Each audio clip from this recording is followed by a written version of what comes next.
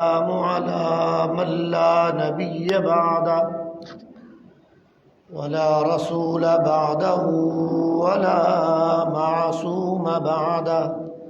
والصلاة والسلام على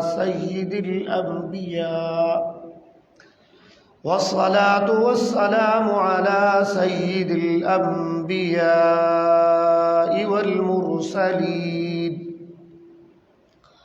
محمد وعلى آله وصحبه ومن تبعهم بإحسان إلى يوم الدين.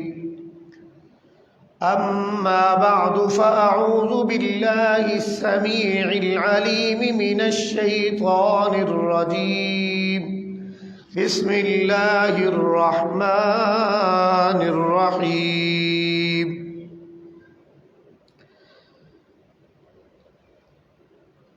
وعد الله الذين آمنوا منكم وعملوا الصالحات ليستخلفنهم في الأرض. وقال تبارك وتعالى في كلام المجيد والفرقان الحميد: إلا تنصروه فقد نصره الله إذ أخرجه الذين كفروا ثاني اثنين إذ هما في الغار إذ يقول لصاحبه لا تحزن إن الله معنا. وقال تبارك وتعالى في كلام المجيد والفرقان الحميد: فبما رحمة من الله لو كنت فظا غليظ القلب لانفضوا من حولك. وقال النبي صلى الله عليه وسلم: أنا خاتم النبيين لا نبي بعدي. صدق الله العظيم وصدق رسوله النبي الكريم الأمين، ونحن على ذلك لمن الشاهدين والشاكرين، والحمد لله رب العالمين. اللهم صل على محمد وعلى آل محمد كما صليت على إبراهيم وعلى آل إبراهيم إنك حميد مجيد. اللهم بارك على محمد وعلى آل محمد كما باركت على إبراهيم وعلى آل إبراهيم إنك حميد مجيد.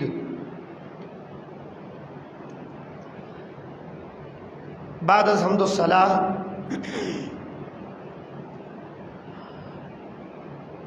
قوت عشق سے ہر پست کو بالا کر دے. قوت عشق سے ہر پست کو بالا کر دے. دہر میں اسم محمد سے اجالا کر دے. کی محمد سے وفا تو نے تو ہم تیرے ہیں. یہ جہاں چیز ہے کیا لوح و قلم تیرے ہیں. پروانے کو شمع بلبل کو پھول بس. پروانے کو شمع بلبل کو پھول بس. صدیق کے لیے خدا کا رسول بس. جو خود نہ تھے راہ پر اوروں کے ہادی بن گئے. جو خود نہ تھے راہ پر اوروں کے ہادی بن گئے. کیا نظر تھی جس نے مردوں کو مسیحا کر دیا. جامعہ مسجد تقویٰ شالیمار ٹونگ ڈیرہ غازی خان میں مورخہ 11 اکتوبر 2024 کو آپ حضرات سے مخاطب ہونے کی سعادت حاصل کر رہا ہوں۔ ما سبق کے جمعہ کے اجتماعات کے تسلسل کو برقرار رکھتے ہوئے آج بھی ربیع الاول مہینہ جو گزر چکا اور ربیع الثانی مہینہ جو شروع ہو چکا ہے، ان کی مناسبت سے چند معروضات پیش کروں گا۔ گزشتہ جمعۃ المبارک میں یہ بیان کیا تھا کہ حضور نبی رحمت صلی اللہ علیہ وسلم مکۃ المکرمہ سے جب ہجرت کر کے مدینہ منورہ میں تشریف لائے تو ہادی عالم صلی اللہ علیہ وسلم نے کون سے انقلابی امتیازی اعمال سر انجام دیے، جن کی بدولت سال ہا سال نہیں بلکہ دنوں اور ایام کے اندر 4 جانب اطراف عالم عرب کے قرب و جوار کے قبائل وہ سر تسلیم خم کرتے ہوئے حضور نبی رحمت صلی اللہ علیہ وسلم کے سامنے مشرف باسلام ہوتے ہیں۔ اور پھر بات یہی نہیں ہے کہ صرف جو لوگ جنہوں نے عاقد عالم صلی اللہ علیہ وسلم کو اپنے آبائی وطن مکۃ المکرمہ سے ہجرت پر مجبور کیا تھا، وہ لوگ عاقد عالم صلی اللہ علیہ وسلم کے سامنے عجز اور انکساری کی علامت بنتے ہوئے نظر آتے ہیں۔ اور عاقد عالم صلی اللہ علیہ وسلم نے فتح مکہ کے موقع پر ان سب کو کہا کہ اذهبوا فانتم الطلقاء۔ بعض صحابہ یہ کہنے لگے فتح مکہ کے وقت کہ ہمیں بے سر و سمانی کے عالم میں یہاں سے بے وطن کیا گیا، جلا وطن کر دیا گیا، نکلنے پہ مجبور کر دیا گیا، ہمارے اہل اور عیال، ہمارے مال اور دولت کو ہم سے چھین لیا گیا، روک لیا گیا تھا۔ تو الیوم یوم الملحمہ، آج کے دن ہم بدلہ لیں گے جب ہادی عالم صلی اللہ علیہ وسلم، جنہیں قرآن کریم میں رب تعالیٰ نے ارشاد فرمایا کہ وَمَا أَرْسَلْنَاكَ إِلَّا رَحْمَةً لِلْعَالَمِينَ، حضور نبی رحمت صلی اللہ علیہ وسلم کے بارے میں اللہ تعالیٰ نے ارشاد فرمایا کہ ہم نے نہیں بھیجا آپ کو مگر رحمت للعالمین بنا کے بھیجا ہے۔ تو اس رحمت للعالمین پیغمبر نے فتح مکہ کے موقع کے اوپر جن لوگوں نے آپ صلی اللہ علیہ وسلم کو اور آپ کی جماعت کو 3 سال تک شیب ابی طالب کی گھاٹی میں قید کیا تھا، چمڑے اور پتے چبانے پر مجبور کر دیا تھا، اور جن لوگوں نے عاقد عالم صلی اللہ علیہ وسلم اور آپ کے متبعین کے اوپر کوڑا کرکٹ اور گندگی کو پھینک دیا کرتے تھے، یہ ساری پھر انہی کی بدولت عاقد عالم صلی اللہ علیہ وسلم مجبور ہو کر سفر ہجرت پر مدینہ منورہ تشریف لے جاتے ہیں۔ لیکن جب عزت اور عظمت کے ساتھ، سطوت کے ساتھ سورہ انشراح کی آیت کے مطابق وَرَفَعْنَا لَكَ ذِكْرَكَ، اللہ تبارک و تعالی رب العزت نے جب عاقد عالم صلی اللہ علیہ وسلم کو ذکر کو سر بلند کر دیا تو وہ سارے کے سارے دشمن آپ کے سامنے سر تسلیم خم ہو کر موجود تھے، عجز و انکساری کی علامت موجود تھے، احساس کمتری کے شکار تھے، پتہ نہیں آج کے دن کیا ہوگا ہمارے ساتھ۔ صحابہ ایک طرف آواز لگا رہے ہیں آج بدلے کا دن ہے، آج بدلہ لیا جائے گا، لیکن حضور نبی رحمت صلی اللہ علیہ وسلم پر قربان جائیے کہ جب انہوں نے دشمن کو مغلوب کر لیا، مغلوب کر لینے کے بعد دشمن کو چھوڑ دیا، کہا کہ نہیں آج کے دن ہم بدلہ نہیں لیں گے بلکہ رحم والا معاملہ کریں گے۔ یہاں تک کہ جو آپ کا عاقد عالم صلی اللہ علیہ وسلم کے ازلی اور ابدی دشمن بنے ہوئے تھے، آپ صلی اللہ علیہ وسلم نے فرمایا مشرکین مکہ کے سردار ابو سفیان کے گھر کو بھی امن کی جگہ قرار دیتا ہوں، جو کوئی ابو سفیان کے گھر میں بھی چلا جائے ہم اسے بھی معاف کر دیں گے، اسے بھی امان دے دیں گے۔ اور آپ صلی اللہ علیہ وسلم کی اسی امتیازی صفت اور شان کی وجہ سے پھر جوک در جوک لوگ حلقہ بگوش اسلام ہونے پر مجبور ہو گئے ہیں۔ اور جب اس سے پہلے غزوہ فتح مکہ سے پہلے جب غزوہ خندق لڑی جا رہی تھی، حضرت سلمان فارسی رضی اللہ تعالیٰ عنہ کے مشورہ پر آقا دو عالم صلی اللہ علیہ وسلم بھی صحابہ کرام کے ساتھ مل کر خندق کے کھودنے کے اندر مصروف عمل ہے۔ ایک صحابی نے آگے ارشاد فرمایا، یا رسول اللہ صلی اللہ علیہ وسلم، ایک بھاری بھرکم چٹان آ گئی ہے جو بہت مضبوط ہے، ہم نے بہت اس کو توڑنے کی کوشش کی ہے، وہ ٹوٹتی نہیں ہے۔ تو آقا دو عالم صلی اللہ علیہ وسلم نے فرمایا، بتلاؤ وہ کون سی چٹان ہے؟ حضور نبی رحمت صلی اللہ علیہ وسلم تشریف لے جاتے ہیں اور اس چٹان کے اوپر ضرب لگاتے ہیں۔ ایک ضرب لگائی اور پھر فرمایا کہ اللہ تبارک و تعالی رب العزت نے روم کو ہمارے ہاتھوں میں فتح فرما دیا ہے۔ روم کے فتح ہونے کی بشارت سنائی، اور پھر یہی نہیں، دوسری ضرب کے اوپر فرس کی بادشاہ کے کنگرے ٹوٹنے کی بشارت سنائی، اور پھر تیسری ضرب کے اوپر یمن کے فتح کی بشارت سنائی۔ اب دیکھیں، اب ایک یہ عالم ہے کہ پورے عرب کے قبائل یہودی ان کے ساتھ مل کر وہ مسلمانوں کے اوپر حملہ آور ہوئے ہیں، اور مسلمان اپنے دفاع کے لیے اس بات پر مجبور ہوئے کہ وہ خندق کھود لیں تاکہ دشمن کا بھاری بھرکم لشکر ان کے اوپر حملہ آور نہ ہو سکے۔ اور دوسری طرف اسی خندق کی تیاری کے وقت حضور نبی رحمت صلی اللہ علیہ وسلم اہل ایمان کو یہ بشارت دے رہے ہیں کہ روم بھی فتح ہوگا، فرس بھی، پرشین امپائر بھی فتح ہوگی، اور یمن بھی فتح ہوگا۔ یہ صرف کیا تھا؟ یہ صرف رب تعالیٰ، اللہ تبارک و تعالیٰ رب العزت کی طرف سے اللہ تعالیٰ کا فضل، کرم اور احسان اور مدد اور نصرت الہی تھی۔ اس کی بدولت آقا دو عالم صلی اللہ علیہ وسلم یہ بشارتیں فرما رہے تھے۔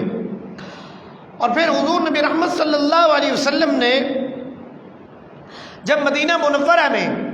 فتح مکہ کے بعد معاشرتی آداب کو ڈھالنا شروع کر دیا، مسلمانوں کی جو داخلی اور عائلی اور خاندانی اور سوشل جو ویلفیئر کے اقدامات ہیں، آقا دو عالم صلی اللہ علیہ وسلم نے وہ ان کا انتظام فرمایا، بندوبست فرمایا۔ وہ میثاق مدینہ ہو، وہ مواخات ہو، وہ مسجد نبوی کا قیام ہو، مسجد قباء کا قیام ہو، پھر ریاست اسلامیہ کا قیام ہو، یہ سارے اسی بنیاد کی طرف دلیل ہیں کہ مسلمان معاشرہ کس قدر مستحکم اور مضبوط ہو سکتا ہے۔ اور پھر یہی نہیں، حضور نبی رحمت صلی اللہ علیہ وسلم نے مسجد نبوی کے اندر دار الصفہ قائم کر دیا، مسافروں کے لیے، دور دراز سے آنے والے مسلمانوں کے لیے، جو نو مسلم مسلمان ہیں اور جو دور دراز سے مسلمان آتے ہیں، ان لوگوں کی تعلیم اور تربیت کا آپ صلی اللہ علیہ وسلم نے انتظام فرمایا مسجد نبوی کے اندر۔ چونکہ خالی اسلام کا دعویٰ کر لینا، کلمہ پڑھ لینا، مسلمان ہو جانا، نماز پنجگانہ ادا کر لینے سے کام نہیں چلے گا۔ اسلام کے اندر داخل ہونے کے لیے تو کوئی زور زبردستی نہیں ہے۔ لا اکراہ فی الدین قد تبین الرشد من الغی، یہ اس انسان کے اوپر ہے کہ وہ چاہے، اس کے اوپر کوئی زور زبردستی اور کراہت نہیں ہے کہ وہ اس حلقہ بگوش اسلام ہو جائے۔ وہ چاہے تو ہدایت کے راستے کو اختیار کرے، چاہے تو سرکشی کی طرف جائے، لیکن جب وہ کلمہ اسلام پڑھ لیتا ہے، دائرہ اسلام میں داخل ہو جاتا ہے، پھر اس کی آزادی سلب ہو جاتی ہے، پھر اس کے اوپر حکم یہ لاگو ہوتا ہے، یا ایھا الذین آمنوا ادخلوا فی السلم کافہ، دین اسلام میں پورے کے پورے مکمل طور پر داخل ہونا ہے۔ پھر یہ اختیار نہیں ہے کہ پک اینڈ چوز کریں، جیسے اللہ تبارک و تعالیٰ رب العزت نے یہودیوں کی نشانی بیان فرمائی سورہ بقرہ میں، افتؤمنون ببعض الکتاب وتکفرون ببعض، کہ تم کتاب کے ایک حصے کو لے لیتے ہو اور دوسرے کا انکار کر دیتے ہو۔ آج کل مسلمانوں کے معاشرے میں بھی یہ فتنہ برپا ہوا ہے، من چاہی بات تو قبول کر لی جاتی ہے جو اپنے من کے خلاف جائے، جس میں حقوق العباد خصوصی طور کے اوپر ہے، یعنی عقائد بھی درست ہوں گے، عبادات کا بھی اہتمام کسی نہ کسی درجہ میں ہوگا، لیکن معاملاتی زندگی کے اندر اسلامی تعلیمات سے وہ انحراف برتا جاتا ہے۔ تو یہ دین اسلام کی اسی لیے تو فرمایا گیا ہے کہ رب تعالیٰ حقوق اللہ تو معاف فرما دیں گے، لیکن حقوق العباد اس وقت تک معاف نہیں ہوں گے جب تک وہ بندہ خود معاف نہ کر دے۔ آقا دو عالم صلی اللہ علیہ وسلم نے جب آخری مرتبہ سن 10 نبوی میں نبوت نہیں بلکہ ہجرت کے سن 10 ہجری میں جب سفر حج فرمایا، آقا دو عالم صلی اللہ علیہ وسلم کا پہلا اور آخری سفر حج ہے، اس میں آقا دو عالم صلی اللہ علیہ وسلم نے انسانی حقوق کے چارٹر دیے، بیان کیا، خواتین کے حقوق، غلاموں کے حقوق اور سود کی حرمت کا اعلان فرمایا، ناحق قتل کی حرمت کا اعلان فرمایا کہ اس کا قصاص اب نہیں لینا، اور پھر اس کا آغاز بھی اپنے گھر سے فرمایا۔ اپنے چچا حضرت عباس رضی اللہ تعالیٰ عنہ جو سود کے اوپر پیسے دیا کرتے تھے، فرمایا کہ اب انہیں یہ پیسے نہیں دینے ہیں، یہ لین دین ختم ہو گیا ہے۔ اسی طریقے سے اپنے چچا زاد بھائی کے قتل جو زمانہ جاہلیت میں ہوا تھا، اس کا قصاص بھی جو ہے نا معاف فرما دیا۔ وہ سارے انسانی حقوق یہ اقوام متحدہ جا کے 17 اور 1800 عیسوی میں جا کے بنے ہیں، لیکن حضور نبی رحمت صلی اللہ علیہ وسلم نے انسانیت کو 1400 سال پہلے انسانی حقوق کے مکمل چارٹر سے آگاہ فرما دیا تھا۔ اور سفر حج سے واپسی کے اوپر وہاں پر ایک آقا دو عالم صلی اللہ علیہ وسلم کا ارشاد گرامی ہے، آپ صلی اللہ علیہ وسلم نے فرمایا، کیا تم یہ گواہی دیتے ہو کہ میں نے دین حق کی ابلاغ کا فریضہ سر انجام دے دیا ہے، کہ میں نے دعوت اسلام جو میری ذمہ داری اور فریضہ مجھ پر عائد تھا رب تعالیٰ کی طرف سے، وہ میں نے ادا کر دیا، پورا کر دیا؟ سب صحابہ نے فرمایا، سب مسلمان جتنے بھی 1 لاکھ کے قریب کم و بیش صحابہ تھے، سب نے بیک زبان فرمایا بالکل آپ نے بات پہنچا دی ہے۔ تو آپ صلی اللہ علیہ وسلم نے فرمایا، اللہم فشہد اللہم فشہد اللہم فشہد، اے اللہ تو بھی گواہ رہ جا، میں نے جو فریضہ، جو کام، جو منصب نبوت آپ نے مجھے عنایت کیا، اس کو میں نے بغیر کسی ترمیم اور کمی بیشی کے مکمل طور پر اپنی امت کو منتقل کر دیا ہے۔ اور پھر حضور نبی رحمت صلی اللہ علیہ وسلم نے فرمایا، جو کوئی یہاں پر موجود ہے، جو ہم حقوق انسانی کی بات کر رہے ہیں، اسلام کے بارے میں جو آپ صلی اللہ علیہ وسلم نے اور مسلمانوں کے جو حقوق بیان فرمایا، بلغوا عنی ولو آیا، مجھ سے جو کوئی بات یہ لی گئی ہے، جو میں نے بتلایا ہے، اگرچہ ایک بات بھی کسی کو یاد ہو، وہ تو دوسرے جا کے مسلمان کو بتا دے جو یہاں پر موجود نہیں ہے۔ اور پھر حضور نبی رحمت صلی اللہ علیہ وسلم جب سفر حج سے واپس تشریف لا رہے تھے، اس موقع کے اوپر سورہ مائدہ کی آیت نمبر 3 نازل ہوئی، اس میں رب تعالیٰ نے فرمایا، اليوم اکملت لکم دینکم واتممت علیکم نعمتی ورضیت لکم الاسلام دینا، آج کے دن ہم نے تمہارے لیے تمہارے دین کو مکمل کر دیا ہے، اور تمہارے لیے دین اسلام کو ہم نے پسند کر لیا ہے۔ یہ آیت کریمہ اور سورۃ النصر، اذا جاء نصر اللہ والفتح، ان کے جب نزول اور ان کی تلاوت حضرت سیدنا صدیق اکبر رضی اللہ تعالیٰ عنہ نے سماعت فرمائی تو وہ دھاڑے مار کر رونے لگ گئے۔ وجہ کیا تھی پوچھا گیا تو انہوں نے بتایا کہ رب تعالیٰ نے جو آپ صلی اللہ علیہ وسلم کی ذمہ داری، ڈیوٹی عائد کی تھی، آپ جب اس کو مکمل کر چکے ہیں، مسلمان لوگ، انسانیت، عرب اور عجم جوگ در جوگ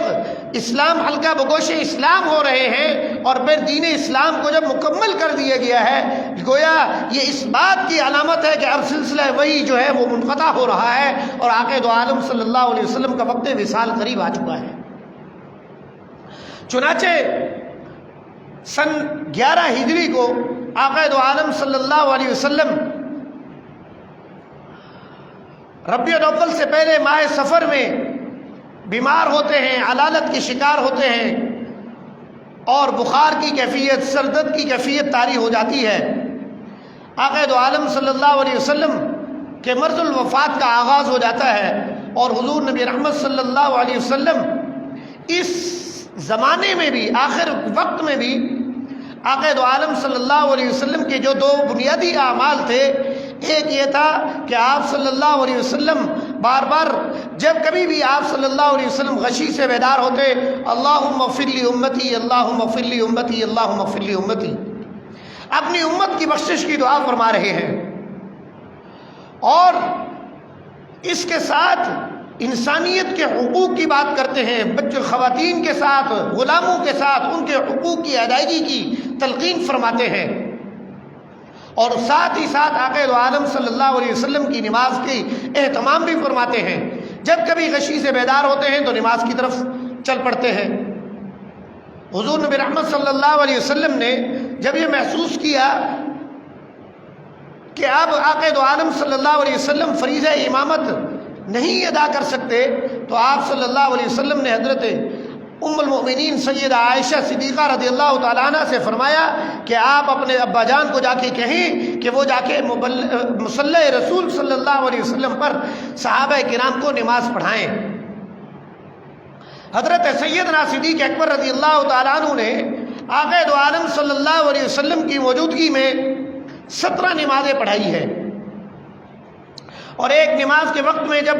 حضرت سیدنا صدیق اکبر رضی اللہ تعالیٰ عنہ نے یہ محسوس کیا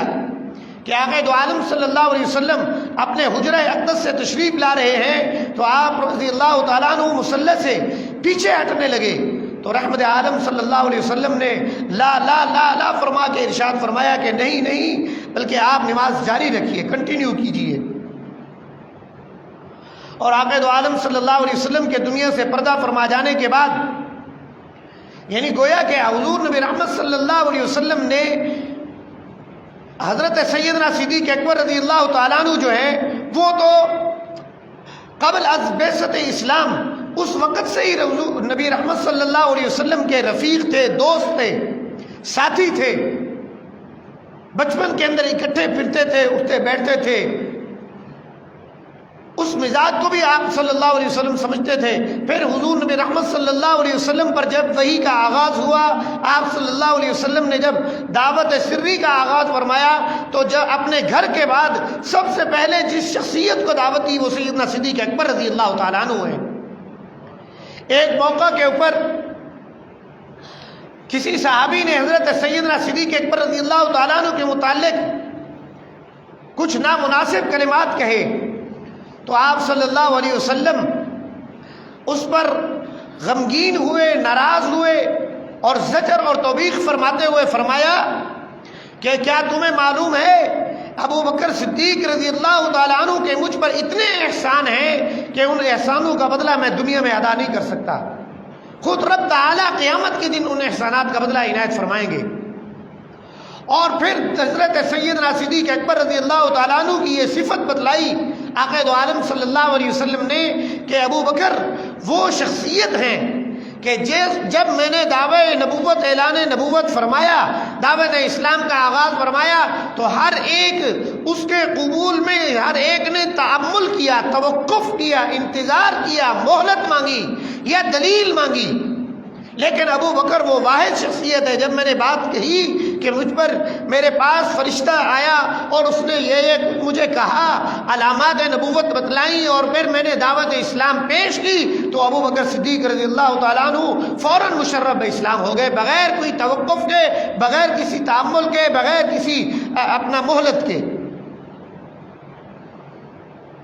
چنانچہ یہی وجہ ہے کہ آقا دو عالم صلی اللہ علیہ وسلم دنیا سے جب پردہ فرما جاتے ہیں،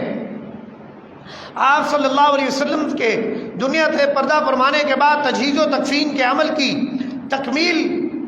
کے دوران سقیفہ بنی سعدہ کے مقام پر، آج کل کے زمانے میں بھی ہم دیکھتے ہیں جب کبھی کوئی انسان دنیا سے رخصت ہوتا ہے تو فوراً اس کی اولاد میں سے انتخاب کیا جاتا ہے کہ اس کے سر کے اوپر پگڑی رکھی جائے،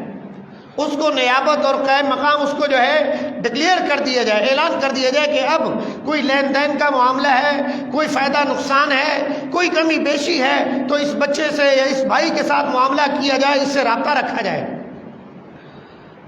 تو یہی وجہ ہے کہ سقیفہ بنی سعدہ کے مقام پر کہ آقا دو عالم صلی اللہ علیہ وسلم مہاجرین اور انصار کے پیغمبر ہیں، اور پھر انصار کے اندر قبائل اوس اور خزرج موجود ہیں،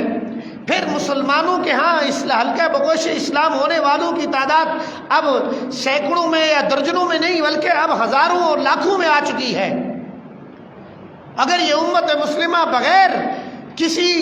امیر کے، بغیر کسی خلیفہ کے رہ گئی تو پھر معاملہ تنگ ہونے کا، ڈسٹرب ہونے کا، خراب ہونے کا اندیشہ تھا، چونکہ روم کی طرف سے حملہ آور ہونے کی کوشش کی جا رہی تھی۔ اور پھر حضور نبی رحمت صلی اللہ علیہ وسلم نے حضرت اسامہ بن زید، حضرت زید بن حارثہ رضی اللہ تعالیٰ عنہ کی قیادت کے اندر لشکر اسلام بھی روانہ فرما دیا تھا، حکم دیا تھا کہ اس کو روانہ کر دیا جائے۔ روم اور فرس اور پھر مسلمہ کذاب مدعی نبوت بنا بیٹھا تھا کہ ہم جا کے جو ہے حضور نبی رحمت صلی اللہ علیہ وسلم کو انہوں نے فرمایا کہ آپ قریش کے نبی ہیں، میں بنو حنیفہ کا نبی ہوں، ہمارے ساتھ معاملہ طے کر لیجئے۔ آپ صلی اللہ علیہ وسلم نے فرمایا تم جھوٹے ہو، کذاب ہو۔ یہ سارے قبائل، سارے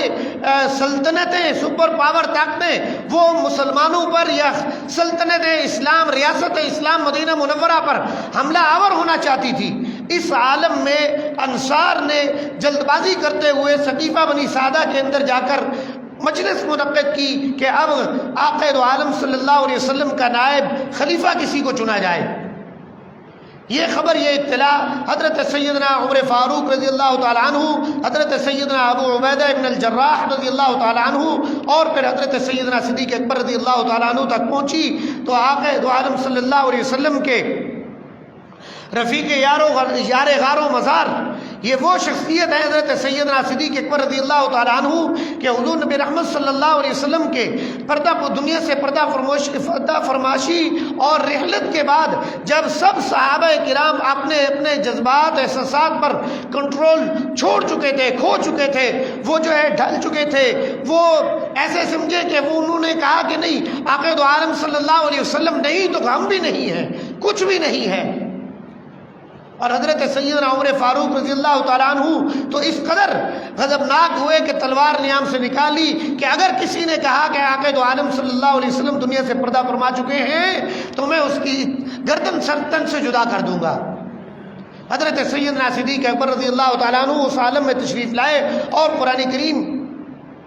کی آیت کریمہ سورہ آل عمران کی وَمَا مُحَمَّدٌ إِلَّا رَسُولٌ قد خلت من قبله الرسل افإن مات او قتل انقلبتم على اعقابكم، کہ حضور نبی رحمت صلی اللہ علیہ وسلم کی جو شخصیت ہے، ذات اقدس ہیں، وہ نہیں ہے مگر اللہ تبارک و تعالی رب العزت کے رسول اور پیغمبر ہیں۔ اگر کوئی نبی فوت ہو جائے یا قتل کر دیا جائے تو کیا اس کا یہ مطلب ہے کہ انسان الٹے پاؤں لوٹ جائے، پیٹھ پیچھے بھاگ جائے؟ نہیں، بلکہ جو آپ صلی اللہ علیہ وسلم جو پیغام، بلکہ حضرت سیدنا صدیق اکبر رضی اللہ تعالیٰ عنہ نے جملہ ارشاد فرمایا کہ اگر کوئی محمد ابن عبداللہ یا محمد رسول اللہ صلی اللہ علیہ وسلم کی عبادت کیا کرتا تھا، پوجا پاٹ کیا کرتا تھا تو وہ سمجھ لے کہ آپ صلی اللہ علیہ وسلم دنیا سے رخصت ہو چکے ہیں۔ لیکن اگر کوئی اللہ تبارک و تعالیٰ رب العزت کی اطاعت اور عبادت بندگی کرتا ہے تو اللہ تعالیٰ حی قیوم ہے، لا تأخذه سنة ولا نوم۔ تو صحابہ کرام کے جو احساسات ہیں وہ فرماتے ہیں ہم نے یہ آیت کریمہ اگرچہ نازل تو بہت پہلے ہوئی تھی، لیکن اس موقع اور مناسبت پہ جب سیدنا صدیق اکبر رضی اللہ تعالیٰ عنہ کے زبان اطہر سے یہ جملے سنے، ہم نے یہ سمجھا کہ قرآن کریم ابھی نازل ہو رہا ہے، یہ آیت کریمہ شاید ابھی نازل ہو رہی ہے۔ چنانچہ سیدنا صدیق اکبر رضی اللہ تعالیٰ عنہ حضرت عمر فاروق رضی اللہ تعالیٰ عنہ کو ساتھ لے کر سقیفہ بنی سعدہ کے مقام پر پہنچتے ہیں۔ وہاں گفت و شنید، بحث و تمحیص کے بعد حضرت سیدنا صدیق اکبر رضی اللہ تعالیٰ عنہ کے ہاتھ پر تمام انصار جو ہے وہ بیعت کر لیتے ہیں اور اعلان کرتے ہیں کہ حضور نبی رحمت صلی اللہ علیہ وسلم کے نائب اور خلیفہ آپ رضی اللہ تعالیٰ عنہ ہیں۔ اب حضرت سیدنا صدیق اکبر رضی اللہ تعالیٰ عنہ کو جو منصب خلافت ملا ہے وہ ربیع الاول ہی میں ملا ہے، اور آپ رضی اللہ تعالیٰ عنہ مسجد نبوی میں تشریف لائے، ممبر پر تشریف فرما ہوئے خطبہ دیا۔ حمد و صلات کے بعد آپ نے فرمایا میں تم میں سے میں خود سے خلیفہ نہیں بنا بلکہ تم نے مجھے خلیفہ اختیار کیے ہے۔ اگر آپ مجھے چاہو تو مجھے ابھی بھی آپ جو ہے خلافت سے معزول کر سکتے ہو، ہٹا سکتے ہو۔ لیکن سب صحابہ نے، مہاجرین و انصار نے آپ رضی اللہ تعالیٰ عنہ کے ہاتھ پر بیعت کی، اور پھر حضرت سیدنا صدیق اکبر رضی اللہ تعالیٰ عنہ جو نے خطبہ ارشاد فرمایا کہ تم میں سے کمزور انسان اس وقت تک میرے لیے طاقتور ہے جب تک میں طاقتور سے اس کا حق چھین کر نہ دے دوں اس کو، اور طاقتور میرے نزدیک کمزور ہی ہے جب تک میں اس سے مظلوم کا، کمزور کا حق اس سے نہ لے لوں، واپس لے لوں۔ اور اگر میں جب تک قرآن اور سنت کے مطابق تمہیں بات ہدایت کرتا رہوں، تلقین کرتا رہوں، تب تک میری اتباع اور اطاعت تم پر لازم ہے۔ اگر قرآن اور سنت سے منہ انحراف پر جاؤں تو پھر میری کوئی اطاعت نہیں ہے۔ اس سے یہ معلوم پڑتا ہے کہ معاشرے کے جتنے بھی طبقات ہیں، جو کوئی بھی جس بھی فرض منصبی کے اوپر فائد ہے، وہ استاد ہو، وہ والدین ہو، وہ بادشاہ ہو، وہ حاکم ہو، وہ امیر ہو، اس کی اطاعت اور بندگی، اس کی بات اس وقت تک مانی جائے گی، اتباع اور پیروی اس وقت تک کی جائے گی جب وہ اللہ کے رسول کے بتائے ہوئے طریقے کے مطابق بتائے گا۔ چنانچہ حضور نبی رحمت صلی اللہ علیہ وسلم کی حدیث ہے، لا طاعت المخلوق فی معصیت الخالق، کسی بھی انسان کی اطاعت، پیروی اللہ تبارک و تعالیٰ رب العزت کی نافرمانی میں نہیں ہے۔ سورہ لقمان میں بھی ارشاد ربانی ہے، اللہ تعالیٰ نے ارشاد فرمایا کہ والدین کے ساتھ حسن سلوک والا معاملہ فرماؤ، لیکن اگر وہ اللہ اور اللہ تبارک و تعالیٰ رب العزت کے جو راستہ اور طریقہ ہے اس سے ہٹائیں، اس کے برعکس کوئی بات کریں تو پھر ان کی بھی اطاعت نہیں ہے۔ لیکن فلا تطعهما وصاحبهما فی الدنیا معروفا، نماز کی تلقین والدین کریں تو بات قبول کی جائے، لیکن نماز کے اوقات میں کسی اور کام کی طرف ان کو ملتفت کر دیں، غیر ضروری جو کام ہوتے ہیں، تو پھر وہ کام قابل قبول نہیں ہوگا۔ شرک کی طرف اگر دعوت دیتے ہیں، سیدنا صدیق اکبر رضی اللہ تعالیٰ عنہ کے والد ماجد جب وہ بچپن میں تھے، آپ رضی اللہ تعالیٰ عنہ کو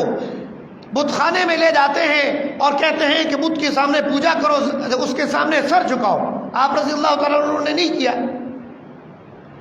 وہ غضبناک ہوتے ہیں، ان پہ انہوں نے ضربیں لگائی، ان کو ڈانٹ ڈپٹ کی، ان کو جھاڑا اور ان کے ساتھ مار پیٹ کی۔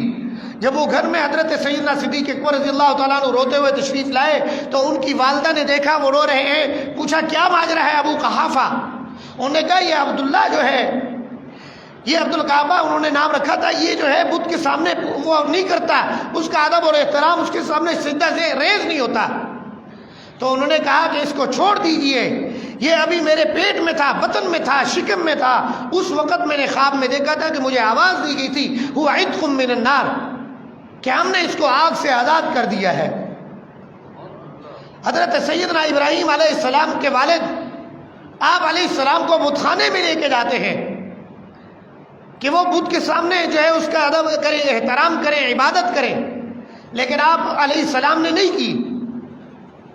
اس کے اندر جو ہے توقف کیا، تحمل کیا، اور بعد میں جب سارے اپنے جو قبائل والے حضرات ہیں جو تھے حضرت ابراہیم علیہ السلام کی جو نسل تھی، قبیلہ، قوم تھا، جب وہ اپنے سالانہ میلے پہ گئے تو آپ بت خانے میں گئے اور اس کے ساتھ جو گفت و شنید کی وہ سارا واقعہ اور ماجرا سورہ الانبیاء کے اندر موجود ہے۔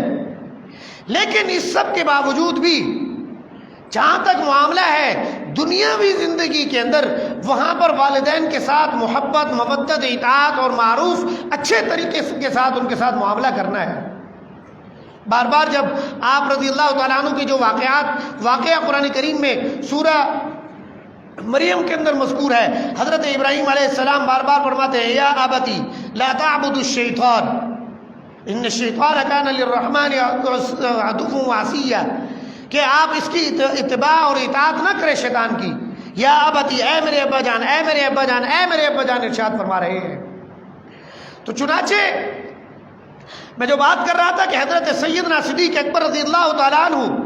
منصب خلافت پر تمکنت حاصل کرتے ہیں، اس کے بعد سب سے پہلا جو آرڈر، حکم جاری کرتے ہیں، جو میں نے گزشتہ جمعے میں بھی بات کی ہے کہ ہم اہل اسلام پر یہ بات لازم ہے، ہم کوئی بھی خوشی اور غمی اچھا اور برا وقت ہم پر آتا ہے، ہم نے اس سے کیسے نکلنا ہے، کیسے گزرنا ہے، لازم ہے کہ ہم اللہ اور اللہ کے رسول کی مرضی اور منشا کو معلوم کریں۔ حضرت سیدنا صدیق اکبر رضی اللہ تعالیٰ عنہ نے فوراً ارشاد فرمایا کہ جیش اسامہ کو روانہ کیا جائے۔ اور حضرت اسامہ بن زید رضی اللہ تعالیٰ عنہ کے لشکر کے اندر حضرت سیدنا صدیق اکبر رضی اللہ تعالیٰ عنہ اور حضرت سیدنا عمر فاروق رضی اللہ تعالیٰ عنہ بھی بطور سپاہی شامل تھے۔ سپہ سالار حضرت اسامہ بن زید تھے، لیکن چونکہ اب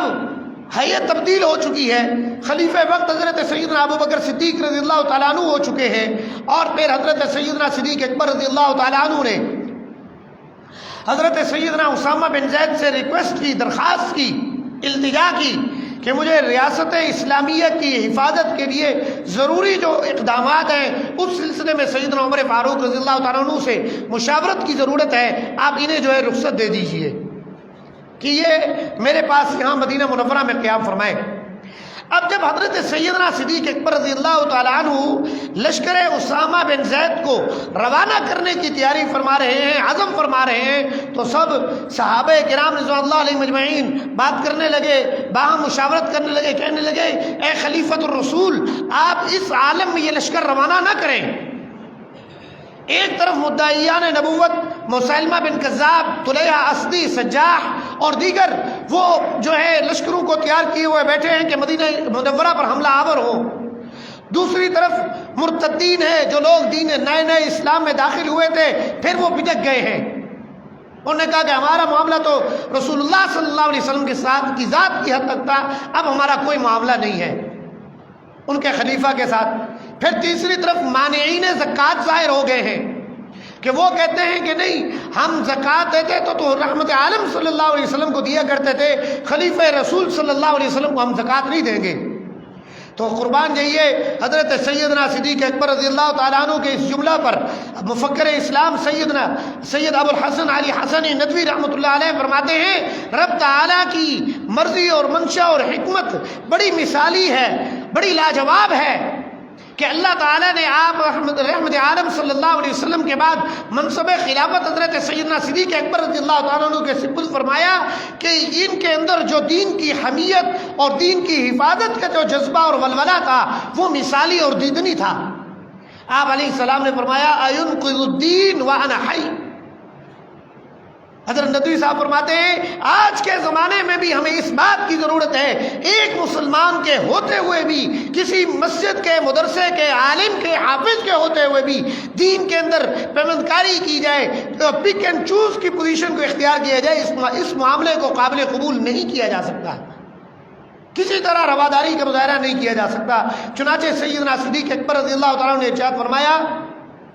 نہیں، ہم یہ لشکر اسامہ بن زید جو لشکر رسول صلی اللہ علیہ وسلم ہے اس کو ضرور بھی ضرور روانہ فرمائیں گے۔ کیوں؟ وَمَا آتَاكُمُ الرَّسُولُ فَخُذُوهُ وَمَا نَهَاكُمْ عَنْهُ فَانْتَهُوا، جس کسی بات کا حکم رحمت عالم صلی اللہ علیہ وسلم نے دے دیا، اب وہ پتھر پر لکیر ہے، وہ ضرور بھی ضرور یہ لشکر اسلام روانہ ہوگا۔ اور چنانچہ تاریخ شاہد ہے جب لشکر اسامہ بن زید رضی اللہ تعالیٰ عنہ فتح سے کامرانی سمیٹتے ہوئے واپس مدینہ منورہ میں پہنچا تو سارے عرب کے قبائل جو ہے وہ پیچھے ہٹ گئے، سارے جو مرتدین تھے، مانعین زکوٰۃ تھے، سارے جو دشمنان اسلام خلافت اسلامیہ پر، مدینہ منورہ پر، ریاست اسلامیہ کے مرکز پر حملہ آور ہونے کے متمنی تھے، وہ سارے پیچھے ہٹ گئے۔ کیوں کہ یہ 18 سال 20 سال 22 سال کا جوان یہ جب روم جیسی سپر پاور قوت کو شکست دے کے آ گیا ہے تو ہم اس کے مقابلے میں کیا ہیں، یہ تو ہمیں بھی نہیں چھوڑیں گے۔ اس وقت تک تو ان کے تھے بھی بے سر و سما، اب تو ان کے پاس جو عدت ہے اور تعداد ہے وہ دونوں بھی موجود ہے، اب ایمانی قوت ان کی مضبوط ہو چکی ہے، جوش اور جذبہ اور ولولہ جہاد جو ہے وہ مضبوط ہو چکا ہے، لہذا اب ان کے ساتھ جو ہے جنگ نہیں کی جا سکتی ہے۔ چنانچہ سیدنا صدیق اکبر رضی اللہ تعالیٰ عنہ نے آقا دو عالم صلی اللہ علیہ وسلم کے دنیا سے پردہ فرمانے کے بعد جو اعمال سر انجام دیے ان میں سے پہلا جو عمل ہے وہ لشکر اسامہ بن زید رضی اللہ تعالیٰ عنہ کی روانگی ہے۔ پھر اسی طریقے سے مدعیان نبوت مسیلمہ بن کذاب اس کا قلع کما کرنا ہے، اور مانعین زکوٰۃ کا قلع کما کرنا ہے، اور فرس امپائر کی جو بخیے میں کھیرنے کے لیے حضرت سیدنا خالد بن الولید رضی اللہ تعالیٰ عنہ کو روانہ کیا گیا۔ اور پھر آپ رضی اللہ تعالیٰ عنہ کا سب سے اہم ترین ایک کارنامہ جو ہے وہ قرآن کریم کو جمع کرانے کا کارنامہ ہے۔ انشاءاللہ آمدہ جمعے میں یا جمادی الثانی کے جمعے میں اس پر مزید گفتگو ہوگی۔ اللہ تبارک و تعالی رب العزت جو کہا سنا اس پر عمل کرنے کی توفیق عطا فرمائے۔ وما علینا الا البلاغ المبین۔